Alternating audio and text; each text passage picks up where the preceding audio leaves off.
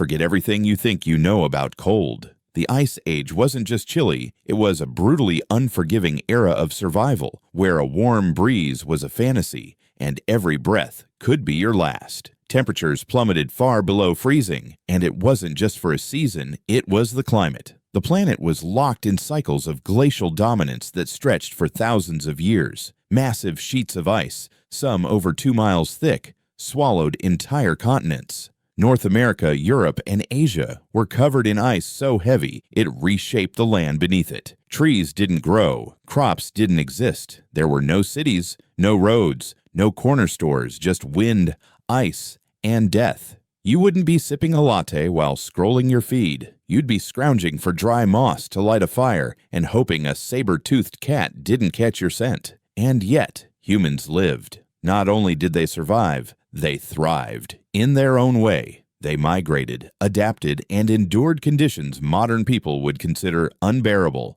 No puffer jackets, no electricity, just skill, instinct, and fire. Literally. Now let's bring you into that world. No modern shelter, no Gore-Tex, just your bare instincts. Could you identify an animal track? Build a fire from scratch in sub-zero wind? Handle a blizzard with nothing but animal hide and flint? The odds say no. Our modern bodies are softer. We've lost much of the fat and fur that helped our ancestors retain heat. Our immune systems are tuned for clean water and filtered air. Drop the average person into an Ice Age environment, and you're looking at hypothermia within minutes and death shortly after. This wasn't just winter, it was a planet-wide test of what it meant to be human. The Ice Age wasn't just about cold, it was a complete breakdown of everything we depend on today. Food. You couldn't grow it. Agriculture didn't exist yet. The only option was to hunt or forage, and neither option was safe. Every day was a gamble. You might find a handful of frozen berries or follow the tracks of a reindeer herd, but every step exposed you to frostbite, predators, or starvation. Imagine trying to cook a meal without metal tools, running water, or even a kitchen. You'd need to build a fire from scratch, using nothing but friction, dry tinder, and hope. And you'd have to do it fast. In temperatures as low as minus 40 degrees Celsius, your hands would stiffen and stop working in minutes. Survival wasn't a luxury, it was an hourly decision. Now factor in the predators. Woolly mammoths weren't the only giants roaming the earth. There were dire wolves, cave lions, and yes, saber-toothed cats, all bigger, faster, and hungrier than anything alive today. You weren't the top of the food chain. You were on the menu. Shelter wasn't optional. Without a barrier against the wind, you'd freeze overnight. Prehistoric humans built dwellings from mammoth bones, animal skins, and whatever stones they could find. These weren't cozy homes, they were life or death bunkers. Let's be honest, modern people aren't equipped for this. We complain when the Wi-Fi drops. The idea of sleeping in a hand-dug snow pit while wearing animal skin and listening for wolf packs is beyond comprehension. But for Ice Age humans, that was normal, and it wasn't just physical. The mental pressure was staggering. Every day was filled with risk, hunger, and the constant threat of death. There were no breaks, no vacations, and no safety nets. You either adapted or vanished. This wasn't about thriving in the way we know it. It was about endurance, pure, relentless, terrifying endurance. So, how did they do it? How did Ice Age humans, without our tech, knowledge, or convenience, manage to survive conditions that would leave most of us frozen, starving, or eaten within hours? The answer is as impressive as it is humbling. They were built differently. Literally, start with the body. Prehistoric humans were shorter, stockier, and stronger. Their bones were thicker, their muscles denser. These weren't gym builds, this was survival muscle, formed from hauling meat, climbing terrain, and building shelters by hand. While today's average person lifts weights for fitness, ancient humans lifted their entire lives just to live. But the real weapon wasn't their body, it was their brain. Early humans were innovators. They learned to turn stone into weapons, wood into traps, fire into safety. They didn't just react to the world, they studied it. They knew animal migration routes. They understood wind direction for hunting. They could sense weather shifts before a cloud formed. Let's talk tools. You might have a GPS app. They had handcrafted spears, bone needles, and fire-starting kits made from flint and iron pyrite. A modern person without their phone is nearly helpless. A caveman without tools just made new ones. And then there's the social edge. Survival wasn't solo. Prehistoric humans moved in tight groups. They shared food, raised children communally, and passed down critical knowledge orally. If someone mastered tracking or fire building, that skill didn't die with them, it spread. Everyone benefited. Contrast that with today. How many of your friends know how to hunt, build a shelter, purify water? Most of us live insulated lives, outsourced to systems we barely understand. Cavemen didn't have that option. Their world demanded participation, full, physical, constant participation. The next time someone jokes about living like a caveman, remember, the real joke is thinking you could ever last in their world. Let's go deeper. Imagine waking up in an Ice Age shelter if you're lucky enough to have one. You're hungry. Food isn't waiting in the fridge. You don't even know when you'll eat again. So you step into the frost-covered wilderness with a handcrafted spear and nothing else but instinct. Tracking prey wasn't optional, it was life or death. Prehistoric humans could read footprints in the snow like a modern person reads text messages. They knew how long ago the animal passed, which way it was headed, and what mood it might be in. Try doing that after a lifetime of concrete and screen time. Now suppose you actually find prey, let's say a reindeer. One animal could feed your group for days, but now you need to kill it, skin it, butcher it, and haul it back. There's no Uber, no meat counter, and no instructions. This wasn't sport. This was brutal, bloody, and dangerous. You're not alone out there either. That same reindeer might be targeted by wolves or giant hyenas. You're not just hunting, you're competing with predators. And if you're slow or unlucky, you become the prey. Even after the hunt, survival was a team effort. The meat had to be cooked, skins needed to be dried and cured, bones were turned into needles, knives, or tools. Nothing was wasted. Every person, young or old, had a role. Knowledge wasn't just practical, it was cultural. Rituals, stories, songs all carried survival wisdom. That's the part modern people don't get. Ice Age survival wasn't just skill, it was embedded in identity. Today, you know your birthstone and Wi-Fi password. They knew how to track mammoths and predict storms by the smell of the wind. When we picture primitive humans, we often imagine something beneath us, less evolved, less capable, but in every way that mattered back then.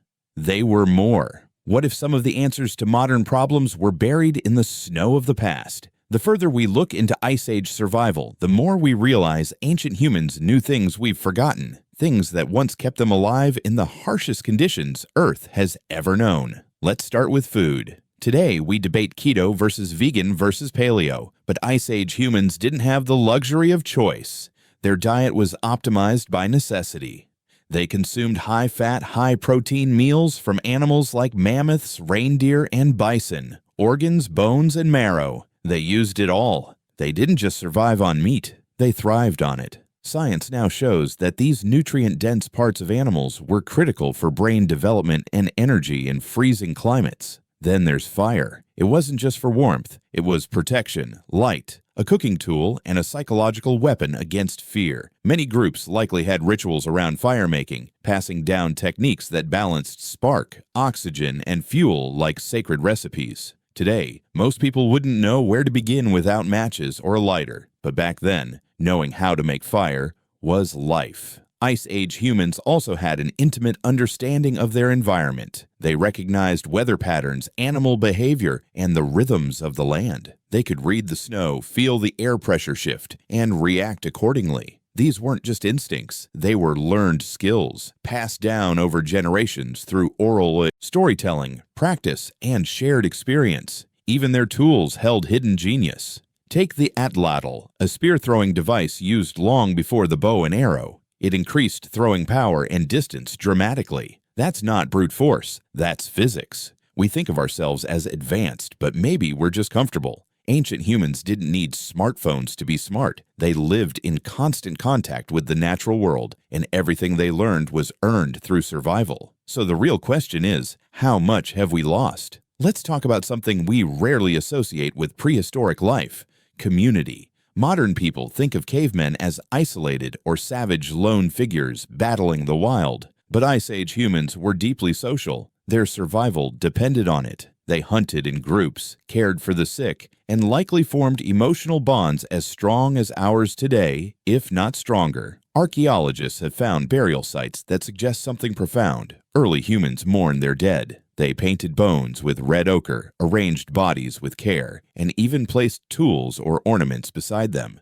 This wasn't just disposal, it was ritual. It was meaning. In a world full of death, they made space for memory. And what about their minds? We think of ourselves as the creative species, but cave art tells a different story. Deep inside pitch-black caves in France and Spain, humans painted breathtaking murals of mammoths, horses, and handprints with detail and intention. These weren't just doodles, they were stories, warnings, maybe even spiritual messages. Some scholars believe these caves functioned like early classrooms or temples, sacred places where the tribe passed down knowledge not through speech, but through symbols. Imagine how powerful that was in a world without written language, pictures that carried generations of survival wisdom. Even clothing carried its secrets. Animal hides weren't simply draped on, they were engineered. Using bone needles and sinew thread, Ice Age humans created layered garments tailored to fit. Think about that. Tailoring, thousands of years before cities even existed. And these clothes worked. They blocked wind, retained heat, and flexed with the body. No polyester, no zippers, just innovation and necessity. What's haunting is that so much of this knowledge vanished. When agriculture and technology took over, we left behind the grit that once defined us. But now, with climate shifts and new global challenges, there's a strange twist. We're starting to look back, not because we want to live in caves, but because we might still have something to learn from those who did. Now let's crack open one of the most haunting Ice Age mysteries, intuition. We talk a lot about survival skills like tracking, hunting, and shelter building, but early humans relied on something deeper, something harder to explain. A sense, a raw, reflexive connection to the world around them. They could feel danger before it came, hear shifts in the wind that signaled an incoming storm, smell the difference between safe meat and spoiled flesh. Not magic-tuned perception, centuries of adaptation had sharpened their senses beyond what we can comprehend. Where modern people rely on data and devices, they trusted their guts. And those instincts were often right. Even child-rearing was different. Kids didn't grow up in protected bubbles. They were part of the tribe, taught from a young age how to build, hunt, and think. Play wasn't just fun, it was training. Every stick, every rock, and every story had a purpose, to shape the next generation into someone who could survive. There were no schools, no babysitters. Learning happened by living. Language, too, was evolving. Though we don't know the exact words they used, there's evidence of complex communication, not just grunts and gestures. Vocal cords were developing, and the brain regions needed for speech were active. They had names, plans, warnings, and wisdom passed mouth to mouth in flickering firelight. And here's the twist. We carry that legacy.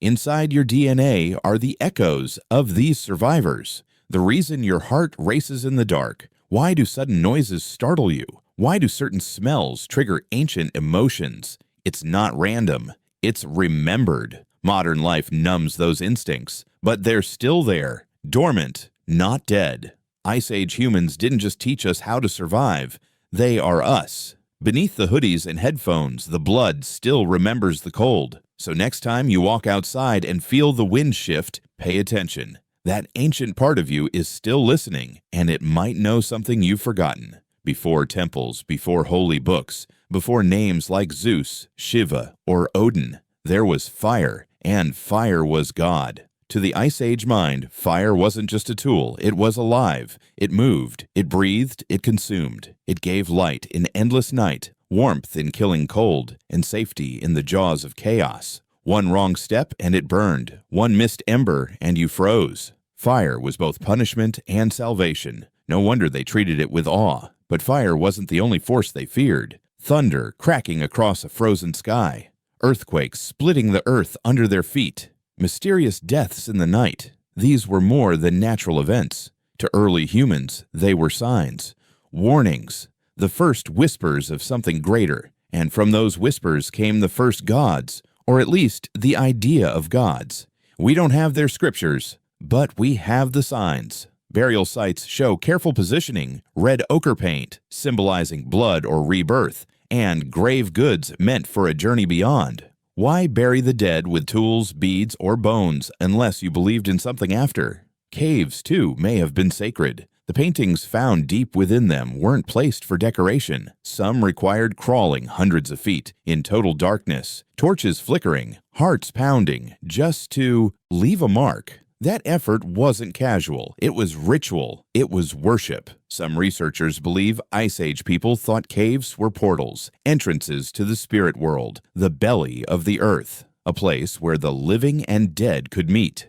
Others suggest early humans believed animals had spirits or were gods themselves. To kill a mammoth wasn't just survival, it was a sacred exchange. The hunter gave thanks. The tribe remembered the animal. The cycle was honored. This wasn't religion as we know it. It was raw, fearful, awestruck spirituality, the kind born not from comfort but from desperation. When you live every day on the edge of death, meaning becomes your last defense. Picture this. The hunt is over, the meat is roasting, and the wind outside howls like a dying beast. Inside the shelter, flames dance on stone walls, casting shadows that seem to move with minds of their own. In this fragile circle of warmth, someone begins to speak, not to entertain, but to explain the unexplainable. This was the beginning of mythology. When lightning split the sky or a child fell ill without reason, Ice Age people didn't shrug it off. They told stories. Stories that gave chaos a face, that turned chance into law, that made death a character you could reason with, maybe even bargain with.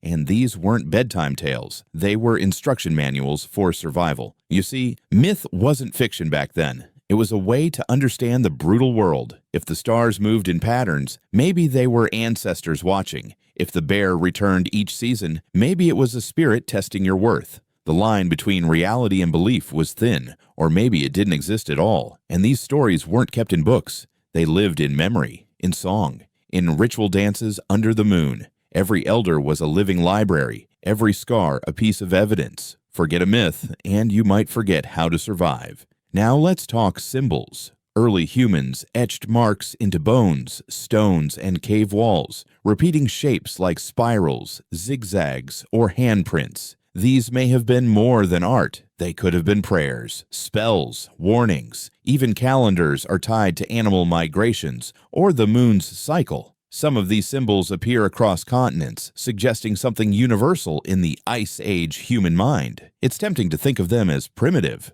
But these people weren't worshiping for comfort. They were interpreting nature through raw experience. They saw fire not as a chemical reaction, but as a living force. They looked at the void of death and answered it with myth. And in doing so, they may have created the first temples not built with stone, but with story. By now, it's clear, Ice Age humans weren't just surviving, they were building a worldview. One where every shadow held a spirit, every hunt was a ritual, and every loss had meaning. They didn't separate science from spirituality, they blended them, forming a worldview we might now call primitive, but which was, in its own way, deeply logical. Let's take fire again, their most sacred tool. It wasn't just a heat source, it was a boundary between life and death. Fire kept predators away. It cooked meat that would otherwise kill you with bacteria. It lit up the darkness that hid 1,000 dangers. So when they sang to it, danced around it,